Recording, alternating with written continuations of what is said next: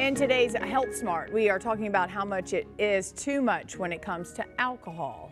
April is Alcohol Awareness Month, and joining us today is Moderation Management Specialist and the founder of Evo Health and Wellness, Koorosh Rassekh. We thank you for joining us. Thank you for having me. First question, how does a person actually know if they have an addiction? What point do they reach where they know I got a problem?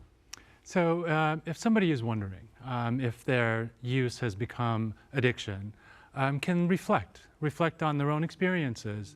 If you're making promises to yourself to moderate your use or abstain completely and you're unable to, and if your use ends up in unwanted negative consequences, health, legal, relational, financial problems, and you still have trouble moderating or abstaining, then you might have fallen prey for addiction. And what should that person do? Well, asking for help would be the best thing to do. There's something that is getting in the way of this person having a healthy relationship with substances. They're playing a different role in this individual's life than they do in most people's lives. And it's really worthy of exploring to see what is it that's causing this problem.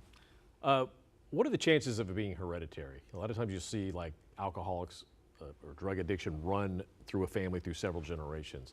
Is it a hereditary thing? That's a really great question, and a question that I wish we had a definitive answer to. I think it would be a lot easier. We can think about addiction in terms of resiliencies and risk factors. And they can be genetic. You can have genetic resiliency factors that may make you, that give you protection from alcoholism, for example, but they don't help you for drug addiction. There are resource resiliencies. You may have resources to get into therapy or to get help if something really crappy happens, something terrible happens in your life. Or you may not, and alcohol or drugs may be the only solution to deal with that pain. So it's hard to, and then of course there's learned behaviors.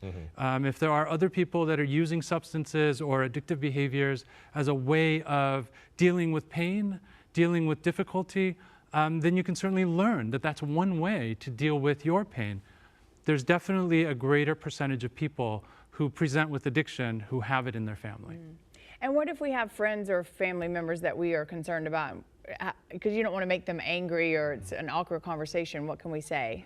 That's a really important question. The intervention. The intervention, yes, that's the story, right? The predominant story that we are taught is to approach people who are struggling with some version of tough love or establishing boundaries.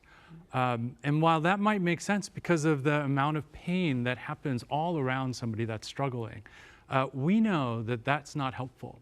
In fact, tough love and interventions like that are demonstrated to make situations worse some of the time.